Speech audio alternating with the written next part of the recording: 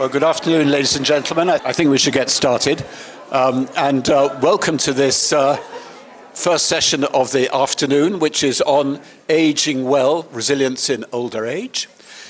My name is Andrew Steptoe. I'm a professor of psychology and epidemiology in the Institute of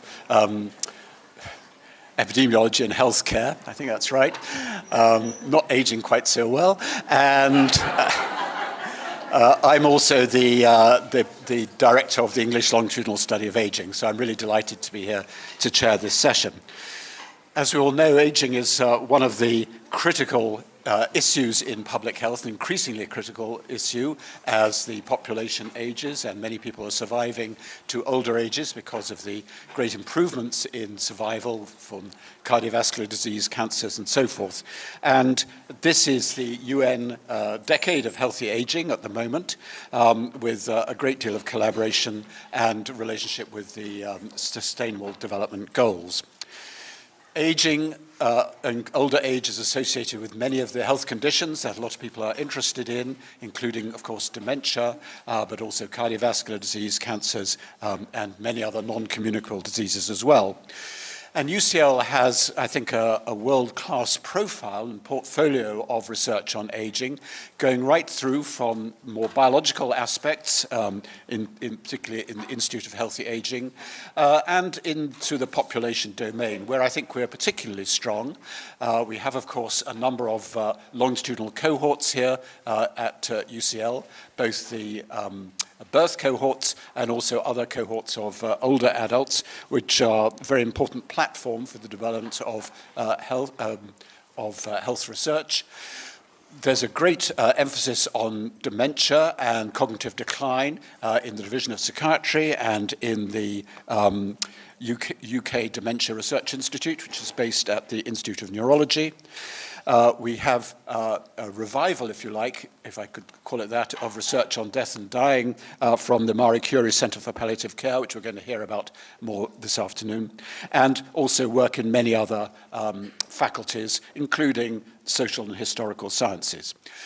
So what we want to do this afternoon is give you a snapshot of some of the work that is going on, not only at UCL, but also elsewhere, because we're going to hear from the CEO of Age UK. Each presentation will be around 10 minutes, and then we're going to have a panel discussion after that. If you're interested in asking questions, you can obviously ask from the floor, or else there's also a Slido system if you want to use that as well. So without further ado, I'd like to introduce Paul Farmer, who is the CEO of Age UK, and we're delighted that you were able to come and join us here, Paul. Thank you.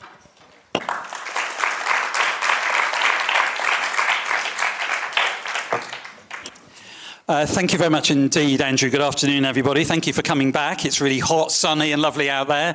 But thank you for coming back for this session on later life. And thank you very much for asking me. I was here at the start, was hearing about the fractions that everybody contributes to create the sum of the whole of the UCL health of the public. And I suppose I'm partly here as the sort of voluntary sector part of those fractions, bringing the day-to-day experience that we have, in this case of working with older people, in my previous life as Chief Executive at Mind, but also thinking about how we can work together to connect and communicate some really fundamentally important issues that are affecting our population as a whole.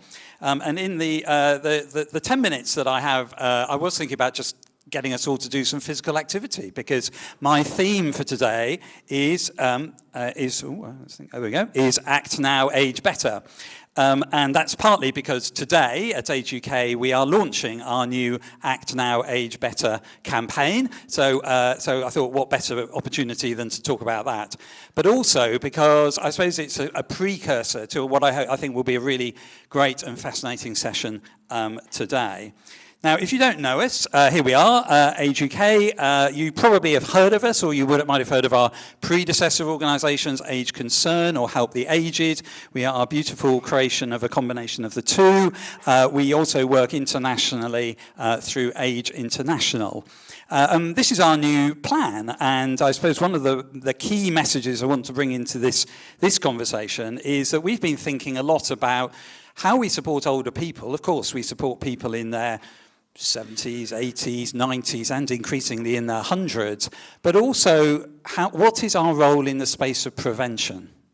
What is our role in recognizing that as we age, there's still quite a lot that we can do to make our later life better? And so that top strategic aim there of working shoulder to shoulder with older people to transform public attitudes is very much about what this particular session is all about. And it may come as a shock to some of you in the room because we are now working with people over the age of 50. This has been a bit of a shock to some of the people over the age of 50, but it's also something that we are increasingly thinking about as our prevention generation.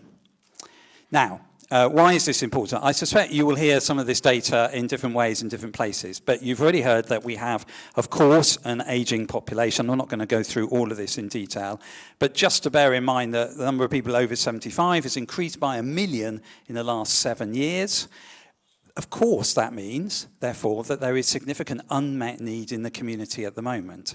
And every day, our local age UKs tell us about older people that they are working with who are not getting the level of help and support from the health system and particularly from the social care system. Thirdly, of course, there's a lack of comprehensive community health care for common conditions. And, of course, the consequence of that is an increased pressure on the A&E system. And you'll see some really, truly frightening pieces of data there about the impact that that has. That, in turn, leads to a huge challenge for our health system, leading to a significant build-up in acute care and a system that overheats far too quickly for what probably most of us would feel are the wrong reasons. Often because older people are finding themselves in A&E because they haven't had the preventative engagement earlier. Things get bad. They have a fall, they land up in A&E, and then it becomes apparent how much help and support people need. And therefore, the impact on that on the rest of the health system is seen in two ways. The increase in corridor waits, and if you've ever seen any television pictures of corridor waits, who do you see in those corridors? Pretty much older people. If you ever talk to people in hospitals who are running hospitals who are concerned about the number of people who are medically fit to discharge but can't go home, who are those people? Well, they're mainly older people too. So there is both obviously there's a moral reason why this is an important issue for us to address. There is an economic reason, there's a social reason, and there's a fundamental healthcare reason why tackling the physical health and mental health of older people is fundamentally important. So that's what we're going to try and do. We are, as part of our Transforming Attitudes work, we are launching today a 3-year campaign which is focusing in a way at this slightly younger age group to think about what we can do, and I'm in that age group for full disclosure, what we can do to help us improve the steps that we can take to positively change later life. And as you see, this campaign will move on into talking around areas including wider ageism in our society and also into issues around mental health and well-being as well. And why we're doing this is because, well, we're not really very good at talking about this stuff. We're not very good at thinking about what we want to do, what we need to do to improve our physical, mental, and, by the way, also financial well-being when it comes to our later life. There's a bit of a stigma around it. There's a bit of a taboo. There's a little bit of, I don't really want to face that stuff because it's a bit frightening and it's going to make me think about some things I'd rather not think about. So this part of this initiative is to help open up that conversation a little bit more and also to think about what people can do to continue to be active and enjoy the things that people do now. We saw, of course, in the course of the COVID period, a big decline in inactivity amongst older people, as, of course, you will remember, we effectively locked a lot of older people up in their houses for quite a long period of time. So there's quite a lot of work to do to continue to build that conversation across the generations, but particularly with a focus on this group. A little bit more reason, and again, you will probably be familiar, many of you will be familiar with this, but a few more reasons why this is important in terms of physical activity, in terms of the impact on reducing diabetes, reducing the risk of premature death, reducing chances of depression, And this physically inactive group, which we are also working on through a big program called We Are Undefeatable, which some of you may be familiar with, working with Sport England, is very much a group of people where that kind of high levels of inactivity creates even greater barriers to be able to access the right kind of help and support. So a little, as you'd expect, we've done a fair amount of research on this, and in particular, we've listened to the voices of people in this space, both currently in that midlife space, but also thinking about older people who are telling us the things they wish they'd been told a few years ago. And if you've seen any of the media coverage today, you'll have seen Dame Helen Mirren, who is, I think, 79, talking about all the things she wished she'd understood a little bit earlier. I'm a sort of poor substitute today for her. And these are the kind of phrase, and there is a psychological dimension, a big psychological dimension to this in terms of how people think about activity, how people think about age and aging, how people think about people's ability, your own ability to be able to take those steps, to be able to take part in physical activity. And we've heard from this, particular for this group, that people understand that your body is going to weaken with age, but don't necessarily know what you need to do to take particular steps. So, for example, as you get older, it's really important to pay attention to your upper body, as well as your kind of legs for running and walking and so on and so forth, but your upper body. Secondly, there's a sense of pressure to use one's time wisely. Thirdly, life stages bringing physical changes, those kind of joints and so on and so forth. And sometimes that's a reason for people not taking part in physical activity because they feel like it'll do more harm than good. And then finally, this kind of, well, it's just going to happen anyway. And it's just a sign of aging. So our campaign, which we, as I said, we launched today, is all about taking a much more, a very positive approach to encourage positive aging. You will tell me when I'm overrun, won't you? I'm just looking at timing. Oh, there we are, 2 minutes. Thank you. Excellent. Challenging negative stereotypes, and we've signed up a bunch of people to help, and please do go to YouTube and have a look at the film that's talking about that. We know that these messages need to resonate for those audiences, and that they need to be authentic for them as well. So this is our new campaign, Act Now, Age Better, part of our overall ambition to change the way we age, to change the way that we think about aging in later life. And as I said, all these kind of individual encouragements to do that are good. I want to take you actually about half a mile, actually not even that, about 300 yards away to Age UK Camden, just down the road, where there's an absolutely brilliant community centre supporting older people on this side of the Euston Road, supporting a very diverse community of older people who have faced some pretty tough times over recent years. If you were to walk into that local Age UK now, you would see 85-year-olds doing sitting Tai Chi. You'd see 75-year-olds doing ballet. I get dragged along to do all these things. And also you'd see people taking part in activities like walking football, walking tennis, a whole suite of related physical activities that can encourage people to take those steps. And they are an absolute joy to work with. So finally, this is a shameless plug, really, to encourage you to support this campaign, but also to think about how do we build that conversation? How do you build those conversations looking around the room with your parents, with your grandparents? How do you build the conversations that encourage people to think positively about taking those steps, and particularly those people who maybe are beginning to feel that that kind of moment has passed them by? We see some great examples of that all the time. Please do take a copy of the leaflet. We've brought a whole bunch with us today, so they're outside in the reception. Please do take them with you.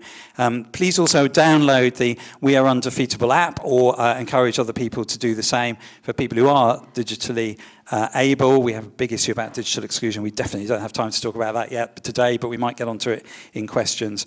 And also, just for all of us, let's all think about what we need to do to help us age better.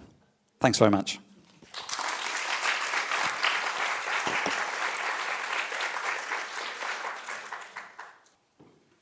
Well, thank you very much, Paul, for that inspirational talk and also for letting us know about your new campaign. I hope people will get involved with that. We've been particularly interested within the ELSA study about ageism and about people's attitudes, and I think those are really fundamental issues at the psychological level, in addition to what might happen in terms of health behaviors and physical activity. The next presentation is from Professor Nish Chaturvedi. Nish is a professor of clinical epidemiology, and she is also the director of the MRC unit for lifelong health and aging. So she's going to tell you something about the use of cohorts, I think, in this domain.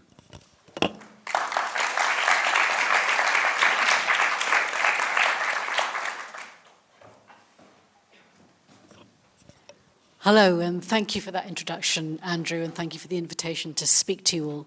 As Andrew says, I'm going to be talking about a life course approach to healthy aging, to building resilience for healthy aging, using observations from our both cohorts and allied studies.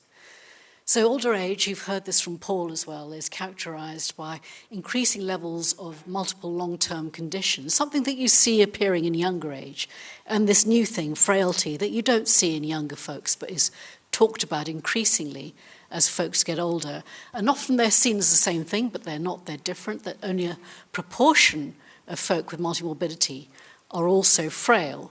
The majority of frail folks do have multimorbidity, and that has significant implications for their future health. Paul talked a little bit about this, that the reasons for hospital admission in older folk are somewhat different to what we see in younger folk. Usually in younger folk we're seeing single conditions, sort of cancer or heart failure or myocardial infarction. Whereas for older folks, it's that frailty that results in these kind of admissions, infections, falls, and generally off their legs. We can't really put a sort of diagnosis to it, but that forms the bulk of hospital admissions, not the single condition approaches. So I'm going to take you through the different life stages and the opportunities that we have there for building reserve and making a resilient older age population starting in early life, which deals with not just parental health, but also other factors, socioeconomic factors, education, and so on. Midlife, maintenance of healthy behaviors, and also treating risk factors, and the kind of things that Paul was talking about, how to maintain and enhance resilience in later life. So I'm going to start with an example of what people assume is a midlife determinant of older age health. This is diabetes, and the white are sort of metabolic disturbances of insulin resistance, hyperglycemia, that are associated with cognitive decline and dementia in older age. And that has important implications because people feel if we could treat diabetes better, we could impact beneficially the risks of dementia. So these are data from the 1946 birth cohort relating variously type 2 diabetes, insulin resistance, glycemic control, to poorer cognitive function in older age. But what about the role of early life factors, which we know impinge on both diabetes and later life cognition?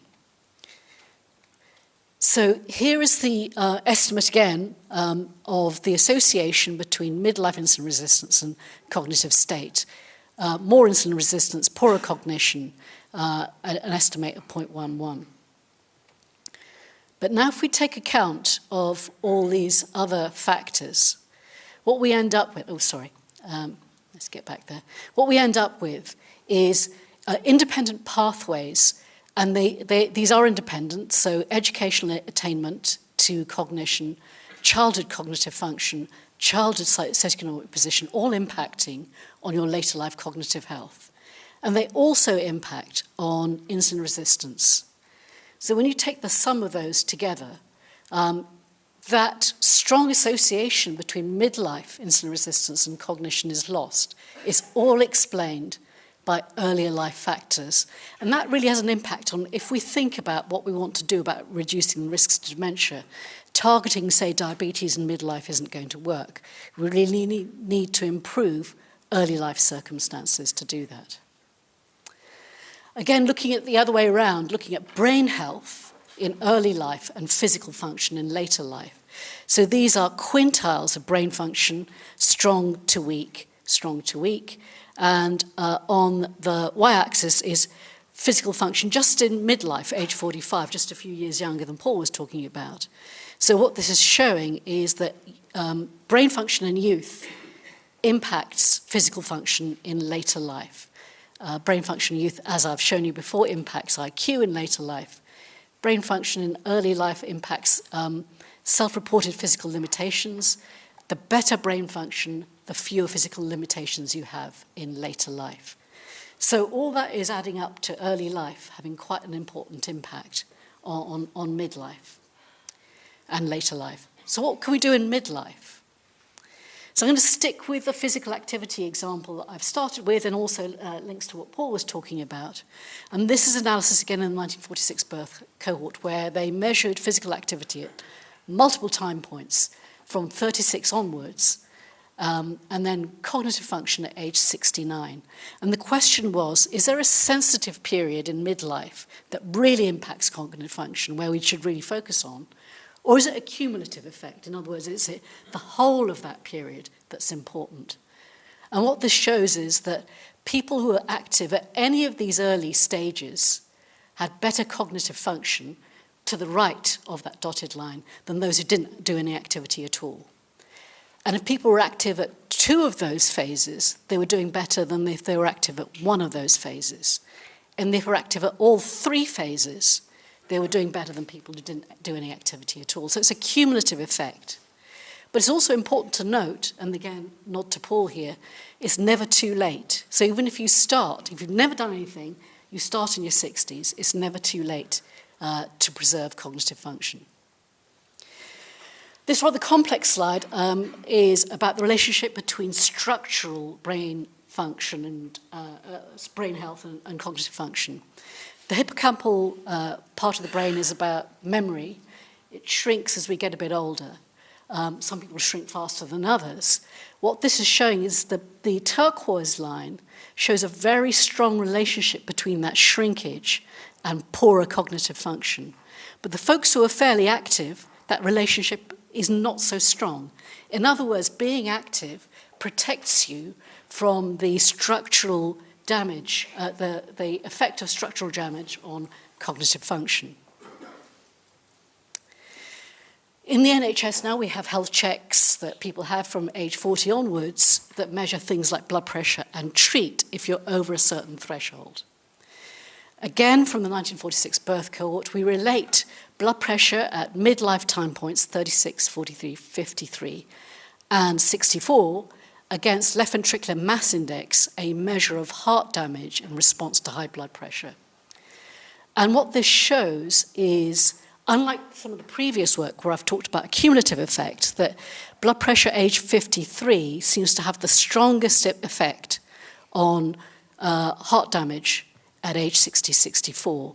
And actually it's the change in blood pressure between 43 and 53 that impacts the most, even when you've got normal blood pressure. So these people would not be treated, would not be getting treatment. So we're missing a bunch of folks who could benefit from treatment because of the rapid rise of blood pressure in midlife. And interestingly, white matter hyperintensity is on the brain, a measure of damage to the brain in relationship to blood pressure, shows exactly the same thing, that it's the blood pressure at age 53 that has the strongest estimate, and the rate of change in midlife that's particularly important. So perhaps we're not treating early enough and at low enough levels of blood pressure to mitigate those effects. Finally, what can we do in older age? And Paul's touched on this.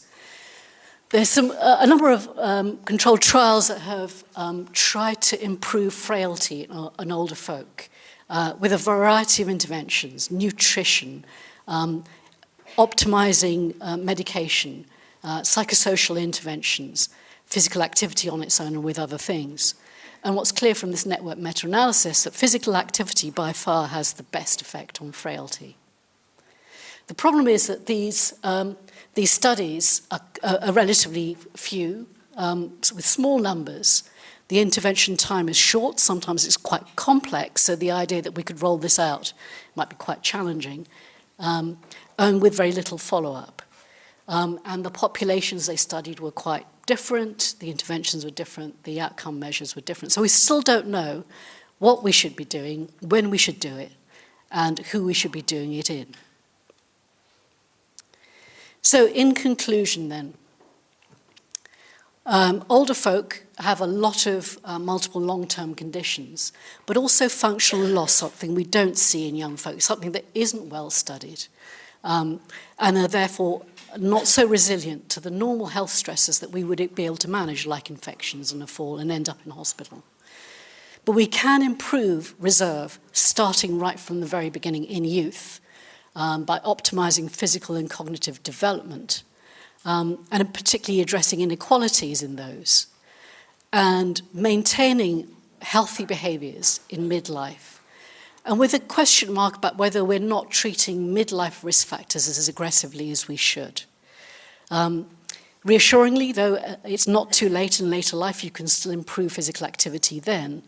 But the studies on improving resilience in older age are still not particularly good, and we need better quality information about what we can do to improve frailty, really keeping people out of hospital in later life. Thank you very much.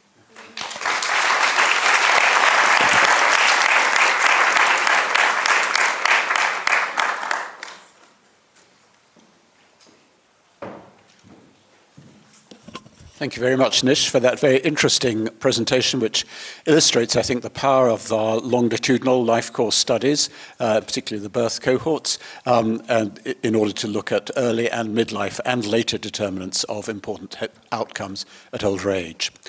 We're moving now to what one might call even later stage of older age. I'm delighted to welcome Libby Sallnow.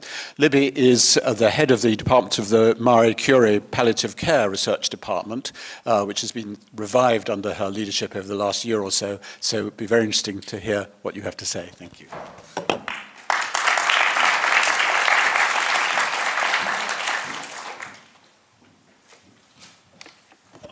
Thank you, Andrew. And I'm going to talk about mortality and follow on from the presentations we've heard so far and dig a little deeper to understand what we mean by mortality and unavoidable mortality. So the key messages I want to discuss today and hopefully convince you of. First, that death and dying are a part of a life course approach. They are an integral part of our lives and deserve recognition and placement along that life course approach.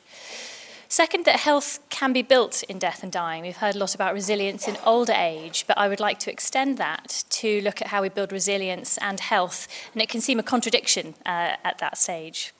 And then finally, to talk about the importance and the role of interdisciplinary working in this area, and to give an example of a project that we have been leading and will now be situated at UCL at the end. So, thinking about death and dying, and obviously death, as Jacqueline Rose, a UK philosopher in her recent book, The Plague, death is at once the starkest marker of unjust social arrangements, and that is why so much of public health is dedicated and focused on preventing unnecessary early deaths. So how can we tackle the unjust social arrangements that lead to people dying earlier than they should have been, or of conditions that are preventable or treatable?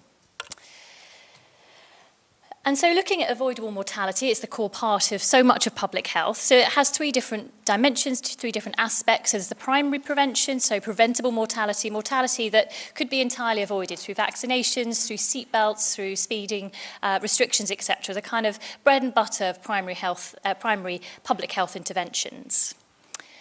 Then there's treatable mortality, so causes of death that can be mainly managed and prevented through interventions. So, for example, diabetes, cancer treatment.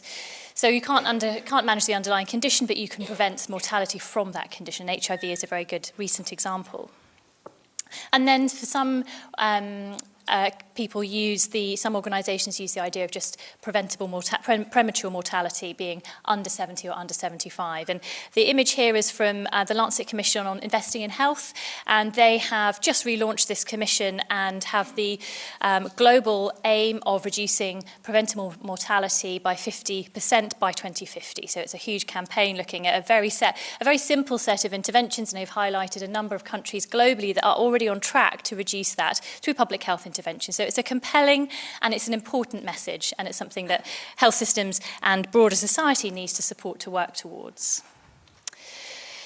But I want to take a moment now to think about the flip side of that. If we're looking at avoidable mortality, then what do we think about unavoidable mortality? And actually, I find this term almost a contradiction. Is mortality avoidable? Well, no, it is a part of our human condition.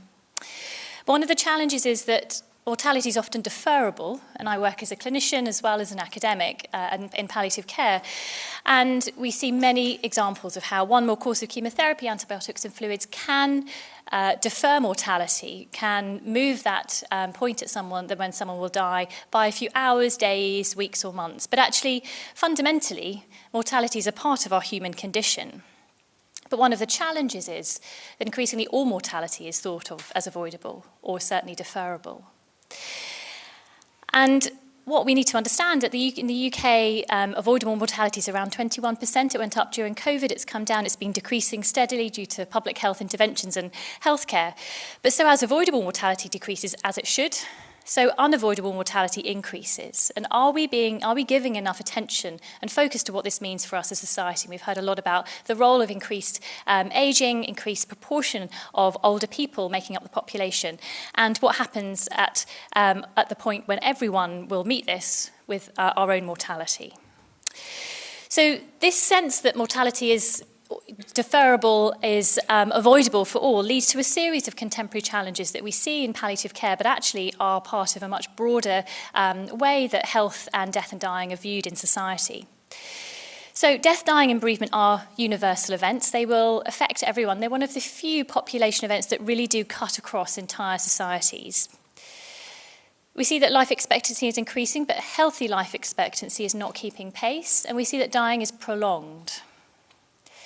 Familiarity is dying with dying is decreasing, and I see when I go on home visits to see people in the area I cover in North London, people are shocked, petrified, unable to manage. They say that the person they're caring for wants to die at home, but they really have no idea. They've not seen anyone die before. They have no idea how to manage this, and this is something that's quite a recent change over recent generations. One of the core challenges is that death is only seen as a failure of health rather than a part of health. It's not seen as something that at some point will be a natural event despite different healthcare interventions. And increasingly, there's measurement looking at serious health-related suffering. So understanding that it's the kind of outcomes of mortality or not dying is too much of a binary outcome, and actually understanding the suffering that leads up to people dying, or in fact people in the last years of life, is increasing, and there's a call for how we manage this across society. Our current lens, palliative care, is a very clinical response to death and dying, and the broader social and structural determinants of how people die, where people die, the quality of those experiences, and of course of those caring and bereaved around them are not being recognised. And that's a core limitation really of a simple clinical response to what is a much broader societal challenge. And finally, when we look at overtreatment, at this sense of mortality being infinitely deferrable, there are significant financial, carbon and societal costs that are really not being recognised, but are leading to incredible pressures on health and care systems and of those people, societies who are supporting people dying among them. So it's quite a set of contemporary challenges. This graph, I think everyone here, would have it off pat. It's the graph within Fair Society, Healthy Lives, Michael Marmot's report, now 15 years old, looking at the life course approach and the different life stages that we move through as societies, and the interventions and this accumulation of positive and negative impacts along with your health. Now, one of the challenges is this, and I've had a chat with Michael Marmot about this, and we're going to rectify this, is that there's something omitted. And this we see throughout policy documents, throughout guidelines, throughout even healthcare. Death is not recognised as not even a natural, but an inevitable part. It's seen as optional. So I find it shocking, but it doesn't seem to be recognised through. So how can we begin to reinstate that, correct this omission, give death, dying and grieving the rightful place on this life course approach, and begin looking at interventions that can have social and structural determinants managed? Because what we do know, the costs are high in financial, in carbon cost increasingly we're recognising, and of those societal challenges. So the core message is that death and dying are often seen as a failure, and they are a failure of public health interventions, but they must also be seen as a focus of public health interventions. And these are population-level events, and it has always surprised me that they have been omitted from the public health discourse. So this is where my research interests have been really over the past 20 years in building what is called a public health approach to palliative care, compassionate communities, compassionate cities, health promoting palliative care. And these are examples from around the world, from Taipei, from across Australia, Switzerland, Bangladesh, Canada, Germany. And these are examples of how it is possible to build health and death and dying. So this is really the upstream, building resilience, and follows on really well from the idea that within midlife we can begin looking forward to later life to support that. Similarly, in midlife or in later life, we can begin thinking about how we can manage and promote resilience within compassionate communities. We know that social networks are hugely predictive, of mortality, but of many outcomes around that. And certainly at the end of life, those networks are strong determinants of the quality of those experiences. And it's not only the people who are facing a life-limiting illness who are dying, but of course it's the carers around them. And so those who go on to be bereaved, and it's estimated for every death, 10 people are affected by that. So we're talking about high levels of social morbidity potentially alongside the challenges with healthcare services. So it was in this context that we started the Lancet Commission on the Value of Death back in 2018, and we published our first report in 2022. And this is a really good example of an interdisciplinary approach and of why it's essential to have a really strongly embedded interdisciplinary approach to tackle any of these complex, thorny issues. So we went beyond palliative care, beyond healthcare services, to understand what a lot of the structural issues are relating and influencing death, dying and grieving. So looking at gender, race and power, alongside the role of communities, philosophical approaches, consumerism, particularly with that deferrable mortality, and economics. We took a complex systems approach because these are challenging issues, and actually to make the contextual kind of relevance to these issues and the global differences and within countries, we wanted to look at this complex systems approach. And we were encouraged not only to rehearse what's wrong with the current systems and what's wrong with contemporary death, dying and grieving, but also to understand what an intentional approach, so what could be done better, how could we challenge these and how could we overcome these.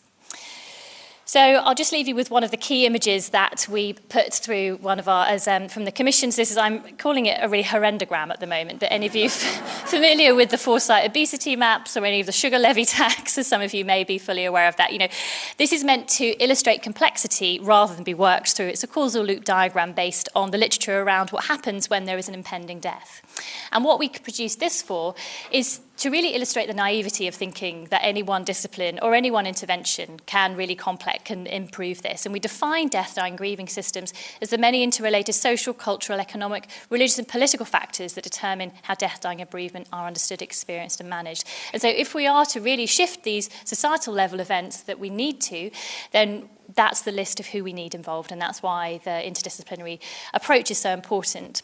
So we worked across with different disciplines, different countries, different areas to produce a series of recommendations. And we've been approached by the editor of The Lancet, again, following particularly, I think, on some of the assisted dying debates and the sense that actually we need to explore this in more detail to reform the commission.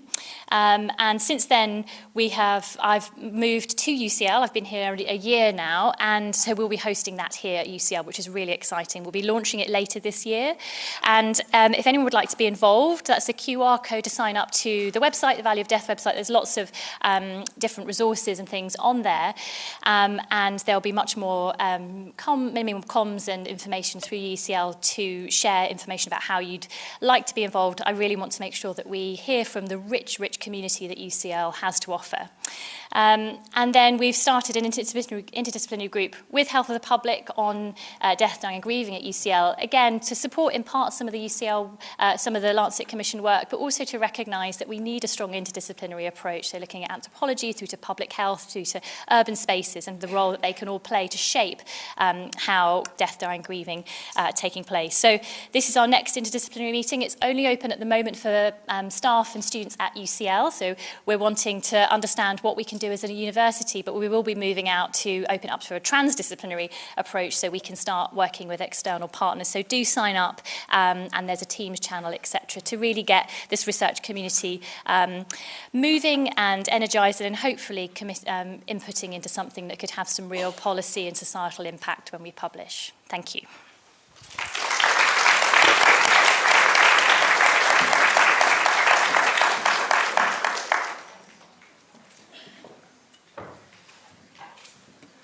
Thank you very much, Libby, for that very inspiring presentation, and bringing these issues of death and dying into the domain of the health of the public, I think, is a critical thing for all of us here.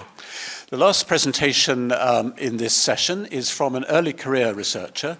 We decided that we shouldn't just all be older, more experienced people giving presentations, and there was a very intense competition for this place, and several excellent submissions were made, many of which you saw in posters this afternoon. But Jess Kurland, who is a PhD student in the Institute of Epidemiology and Healthcare, is going to give her presentation. Thank you very much, Jess.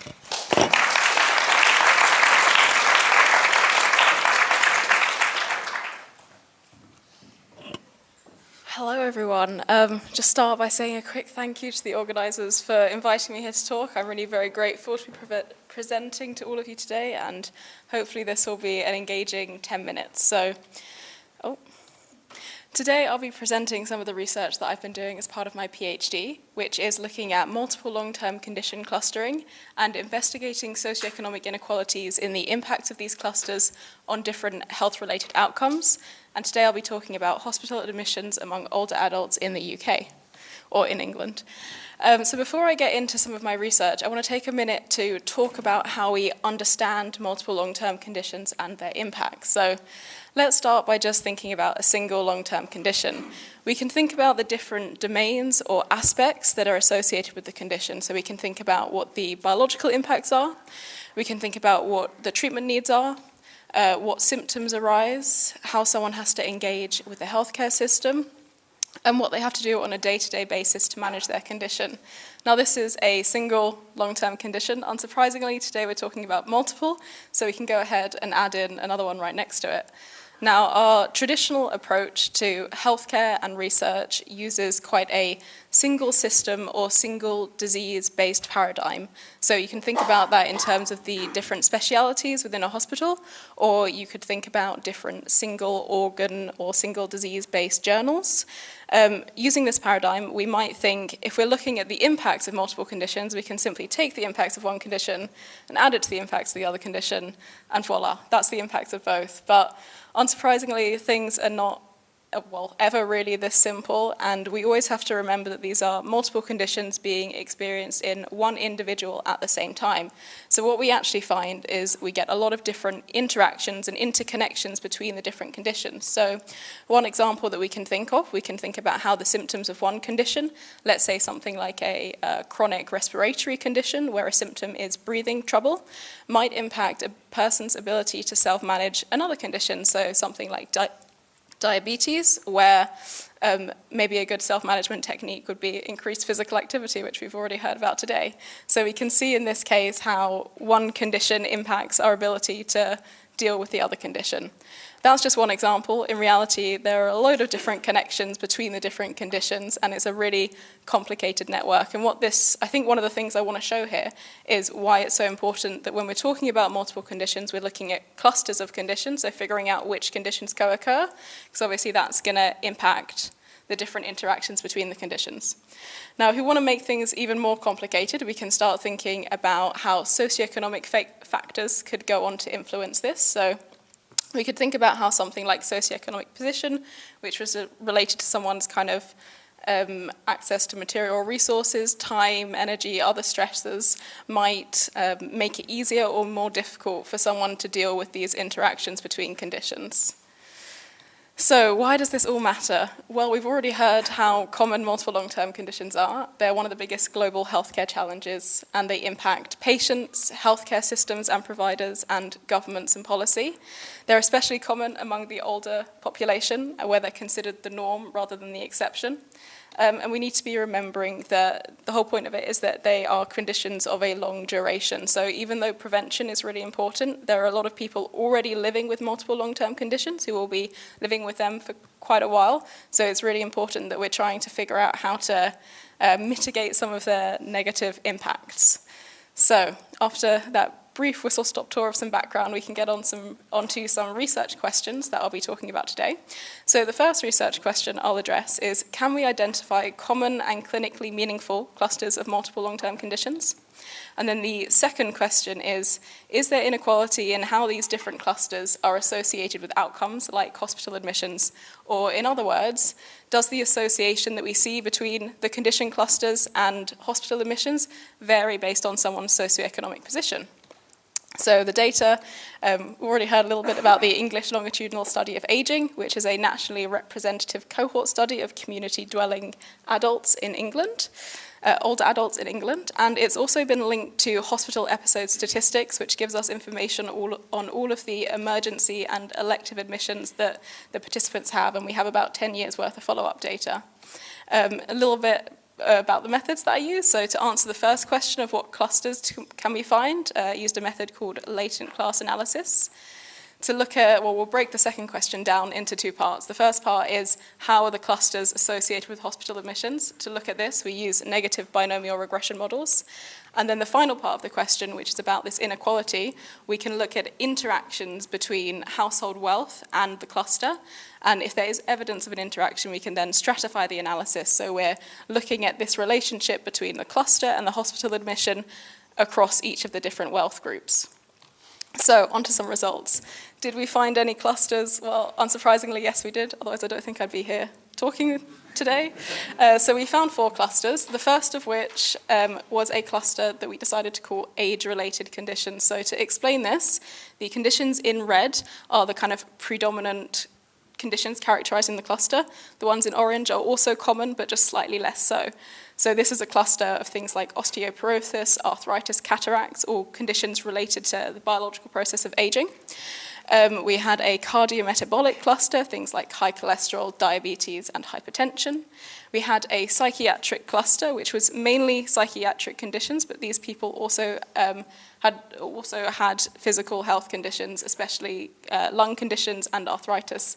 And then we have this relatively healthy cluster where they have a lot fewer conditions. Around a third of this cluster still had 2 conditions, so would still be classed as having multiple conditions, but they tended to be things like hypertension and high cholesterol, which are just very prevalent across older populations.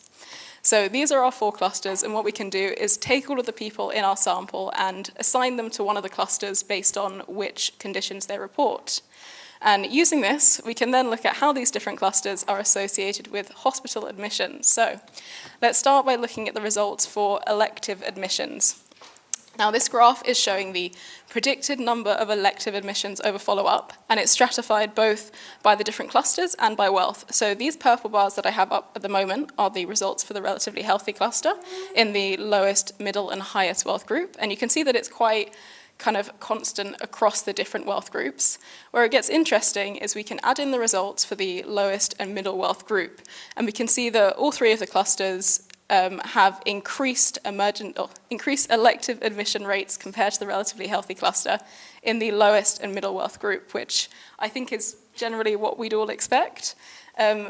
Then, if we go ahead and add in the results for the highest wealth group, we can see the difference between the relatively healthy cluster and the other clusters is a lot smaller. And if we're talking about kind of statistical inference, we've got these overlapping confidence intervals, and there actually isn't any evidence to say that among the highest wealth group, belonging to one of the multiple condition clusters is associated with increased elective admission rate compared to the relatively healthy cluster.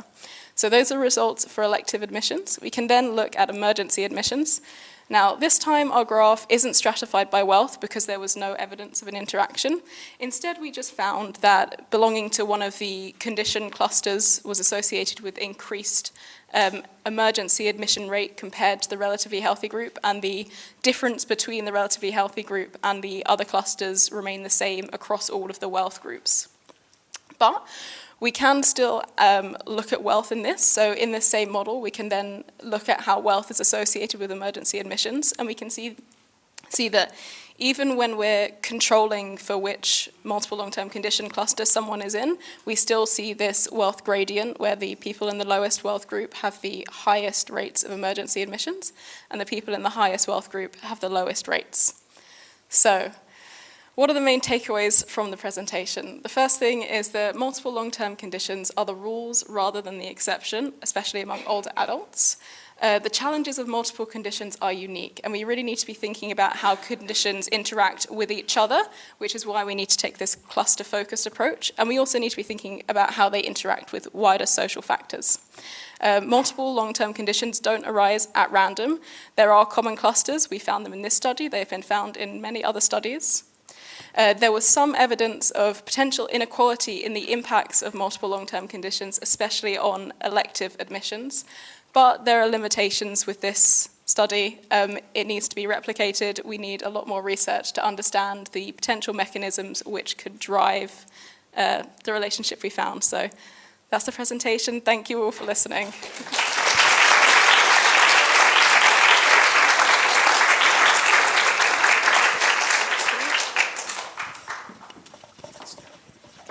Thank you very much, Jess, for a very nice presentation, presenting some very complicated findings in a clear way.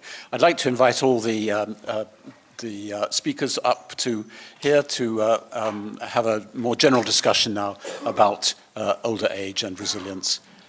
Thank you.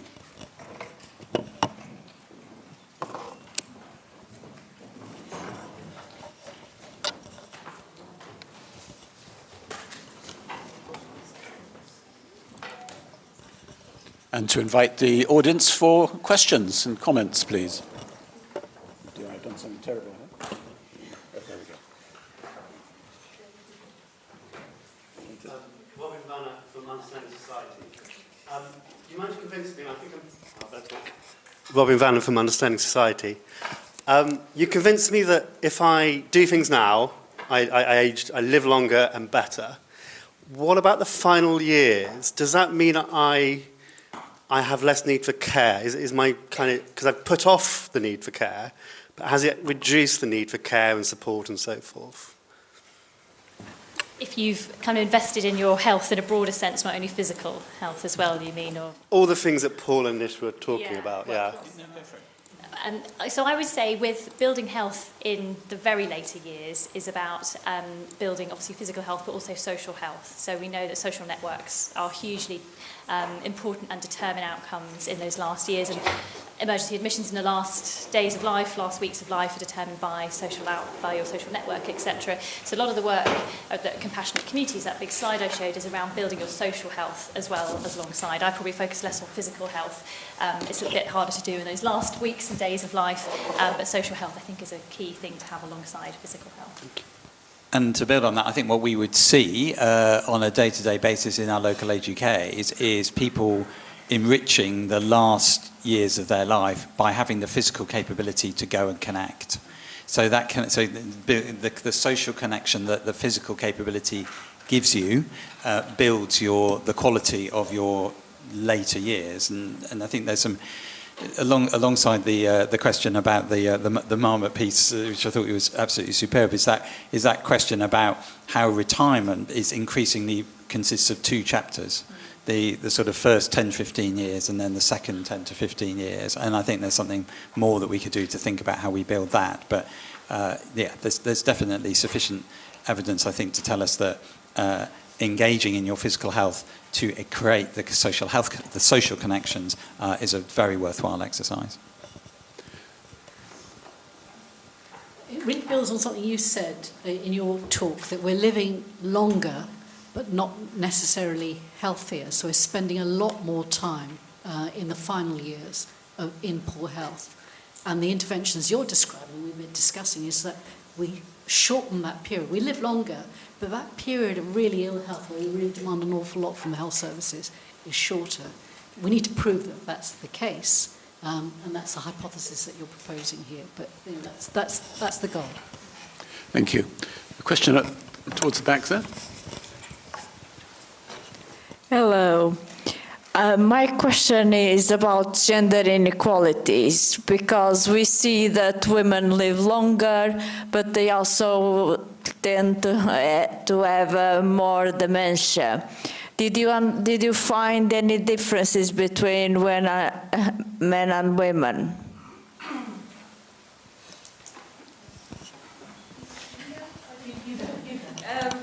I mean, unfortunately, in terms of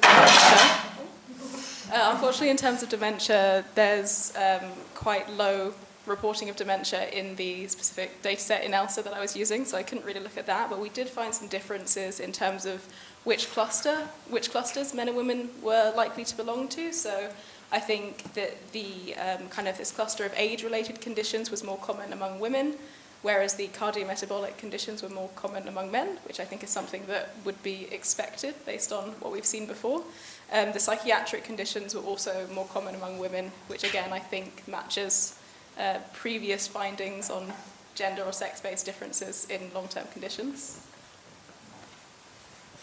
It's a really complex question because, as you say, women live longer, so are more likely to get into the age group that gets dementia. So there's more women around who just have dementia.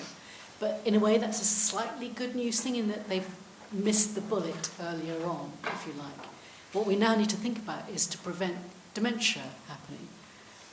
And there's lots of different types of dementia that we're only starting to unravel. There's a sort of vascular style dementia, which is much more common in men than women. And maybe the Alzheimer's style dementia more common in women than men. We don't really understand that. So you're right to identify gender inequalities. We talk about dementia as a thing, but there are marked gender differences in the risks and the type and the outcomes, which we're really not very familiar with. And I think when we start looking at building social networks, kind of social capacity for caring in the area I look at around at the end of life, then that's hugely gendered. Any push to the community, any push to say we need community models of care often falls disproportionately to women. And so I think it's not only in kind of what the people who maybe the focus of interventions are dying from, it's looking at those networks of care, and any calls to increase the social capacity has to take into account the hugely gendered nature, and care of the dying has historically fallen to women. So a push back to the community needs to be aware of what that means for society.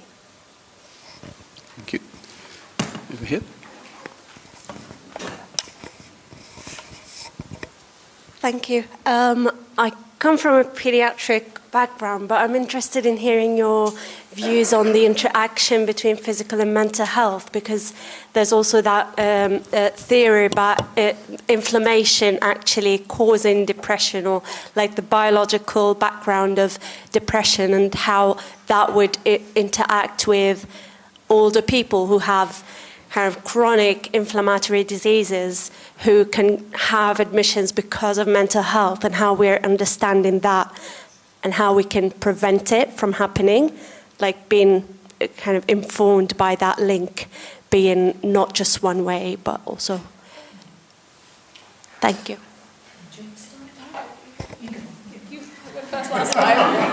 I'll start now. I'll hand over to you, Jess. A really important point, and really only becoming clear that there is an inflammatory element around adverse mental health. And you're right to point out the bidirectional nature between adverse mental and physical health.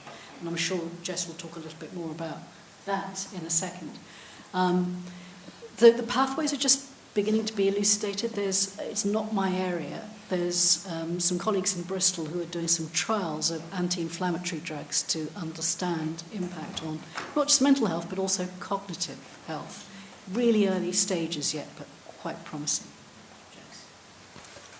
So I think it's a really interesting question, and this kind of clustering of both the mental and physical health conditions is something that is very interesting, and a lot of stuff has been done on it. I think one of the limitations of what I've been doing on it is that my work has been very cross-sectional, in terms of identifying the clusters. So there's, like you said, it's a bidirectional nature, but from what I've done, I don't know kind of what comes first, how they affect each other, but I do think that, you know, one of the things that I was surprised about was we kind of expected the outcomes to be worse for that psychiatric cluster, because there's quite a lot of evidence saying that people who have physical and mental health conditions together do experience worse outcomes, which I think makes sense. But in my results, we didn't find that they were any different from the other clusters. I think that's probably to do with the small sample size of my psychiatric cluster, but it's definitely something that more research needs to be done on, and is a really interesting question.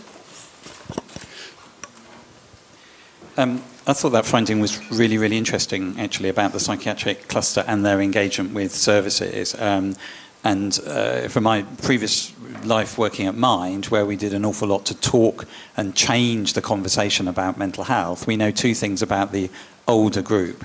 First of all, that there is a greater level of self-stigma amongst older people to talk about their mental health. So lots of great interventions and campaigns have worked really effectively, particularly on younger audiences, less well on older audiences. So when I spend time talking to older people, my interpretation is that when older people talk about isolation and loneliness, it's the equivalent of a younger person talking about anxiety and depression. So I think there's a bridge that we're still walking across for older people in terms of their experiences. And what's fascinating about the research is the opportunity to connect that then up to the interrelationship between your physical health and your mental health, and your mental health and your physical health. So we have historically operated on a principle that says that people with severe mental illnesses die 15 to 20 years younger than, quotes, the normal population. But we've never really properly understood why that is. We've tended to blame poor medication or poor health experiences. I think we're increasingly beginning to understand a little bit more about some of these interrelations. And then when you translate into the later life, the conversations about mental health are often absent. They're not really a conversation about mental health at all. They tend to revert into a physical conversation rather than into a mental health conversation. How are you feeling? Oh, I'm a bit worried about my ache and pain. That's not how you're feeling. That's how you're feeling about your ache and pain. So I think there's some really interesting work still to do to bring the mental health dimension into the clinical conversation and also into the social conversation as well. Thank you. I wonder if I could just draw out that a little bit, particularly in relation to the issues you raised, Paul, about stigma and stereotyping of ageism, which are clearly very important issues. We don't know very much about when that happens in the life course, to be honest. And we know that once we get to people in their 60s and 70s, it's quite common. We don't know quite what happens in the 40s and 50s. But I'm also, or maybe some people in the audience here do know that, but I'm also interested to know the extent to which that might apply at the end of life as well, whether the issues of stigma also are relevant to death and dying. Perhaps you could... Yes, I mean, hugely. And one of the challenges around managing, supporting people's preparation for that stage, getting to be as healthy as they can in terms of networks and making plans, and then those experiences are hugely stigmatized. And the challenge is that mortality, thinking about loss and death, they are really distressing, and actually it's something that you meet personally. You know, there's things, even as an academic or as a clinician, you can't not kind of understand and think about how this affects you. So there are huge barriers for people to begin talking about this. There's a lot of work looking at how we overcome this with death cafes, public kind of awareness conversations, and we're learning and looking a lot from the mental health kind of public debates that have really destigmatized that and actually really opened up those conversations. But often we see that society slightly colludes around, don't worry, you'll get better. And often it's the person who has a life-limiting condition, whether that is at any point of their life course, is often shushed and kind of jollied along. And so that often ends up in A&E with repeated admissions and people not having the end-of-life wishes that they want. So it's a huge challenge. But I think it's something that, because they're population level events, that everyone will have had an experience with bereavement or with a life-limiting condition or as a caregiver, we kind of meet them as people, and so as a result there's often a huge personal challenge to begin discussing these both at a kind of policy level and an academic and practice level. Thank you. Question there? Yeah. Sorry. Yes, my question to the panel is, has there been any research on the promulgation of the retirement age to 67 here in the UK? And if so, what are the comparative results compared to when it used to be set at the age of 60 years ago? I'm not aware of any research. Colleagues may well be. I think that it's of course, then it's a live discussion because we anticipate that that age could shift back further to 69. I think the issues that we are identifying for particular attention in this context are and actually connects to the work you're doing, thinking about the socioeconomic grouping and people's capability to work to the age of 67 or 69. Possibly easier to do if you have a kind of a desk job, for want of a better word. That's a horrible phrase, but you know what I mean. Much harder to do if you have a, quotes, more manual job, verging on the impossible. And the benefit system is not set up to think about this cohort of people at all. So the consequences to that is a wealth challenge. And we know that, I suppose our core principle here is the relationship between your financial well-being, your mental well-being, and your physical well-being, and how do you make all those three interconnect. I think research on this would be incredibly welcome, particularly as we are likely to have a debate sooner rather than later on extending that pensionable age. I think there is quite a lot of work going on now in labour economics about the dynamics of employment. Particularly, colleagues at the Institute for Fiscal Studies are working a lot on the issue of, the old traditional binary that you are either working or retired has really changed completely. People are moving across different jobs. They're restarting jobs or going to a different job, often health-related, and trying to understand those sort of longitudinal patterns is something which our cohorts are very good at exploiting. So I think the challenge is to bring that more sort of economic understanding of labour economics participation into the health domain and try to see what the implications are there. We have some questions, I think, on Slido. Would you like to? A question from our online audience is, how should public health strategies for resilience in older age adapt to ethnic and socioeconomic disparities in ageing cohorts like the MRC National Survey?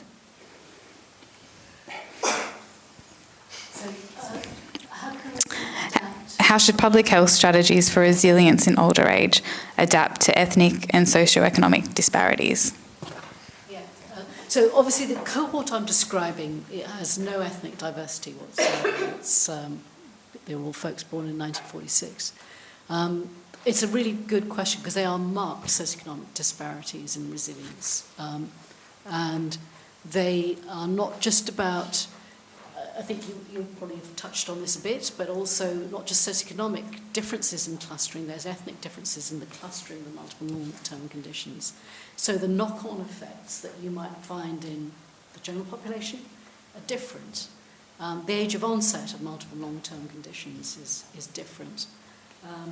We're doing some work on gender differences in multiple long-term conditions, which are not to do with reproductive health. Everyone thinks being a woman is all about reproductive health. But there's all sorts of other health conditions that affect women more than men or less than men for various reasons. So we're really at the beginning of the journey to understand that clustering of conditions, that relationship to frailty, that relationship to resilience.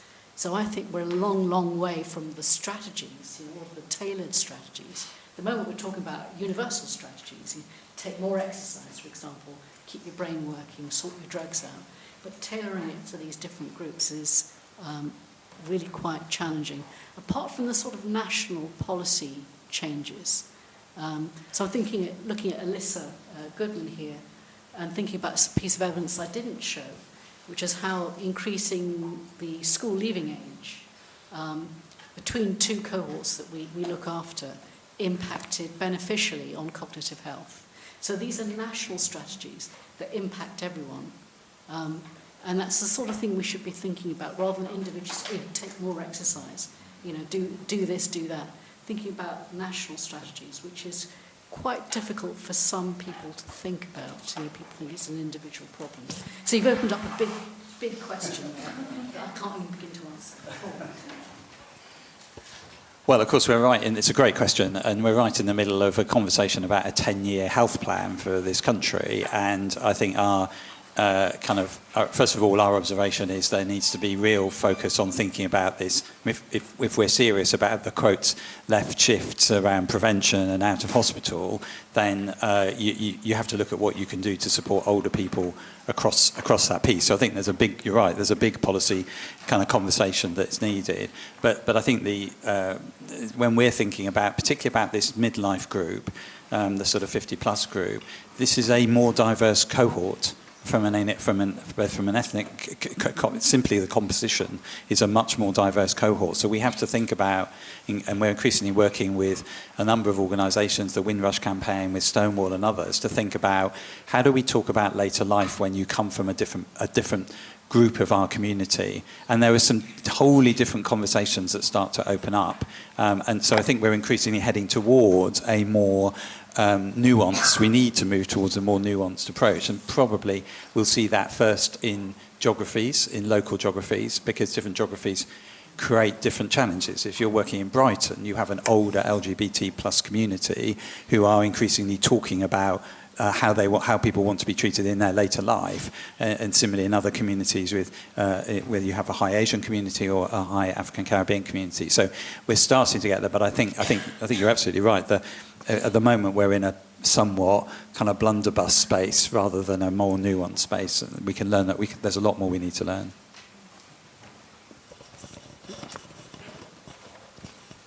This lady over there.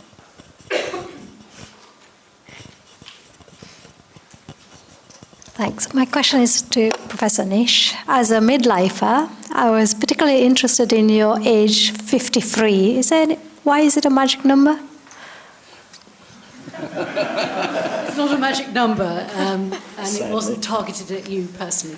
So it's just, and this is one of the, if you like, challenges of the population studies that we do, that historically we've gone back to them every 10 years, maybe even 5 years, to measure things, when actually we should be measuring things almost every day if we could. The technology is around now that we could probably do that. So it just so happened to be that age 53 we did a measurement, but it's not to say that's the magic date and we start measuring at age 43 until 53 to find out what's going on. It could be at any stage between those time points, but it does suggest there's something special happening there. We don't really understand in terms of blood pressure, perhaps glycemia, perhaps there's other things that are happening at that time point. And often in population cohorts, we focus on the very young and the very old and perhaps middle age, but it's the sort of 20 to 40 age group where the cohorts, fun to say nothing happening here, nothing to see here. Perhaps everything's happening there. We just don't know. I think there's just another. So my follow-up question is not following this one necessarily, but you said something about national strategy, right? About, for example, school leaving age. National strategy. What do you think is the role of the employer as an employer strategy? UCL is big. What do you think the role of the employer is in public health, in its employees' health? For example, the food we serve at receptions, the food we serve today. I mean, could we have more healthy food rather than...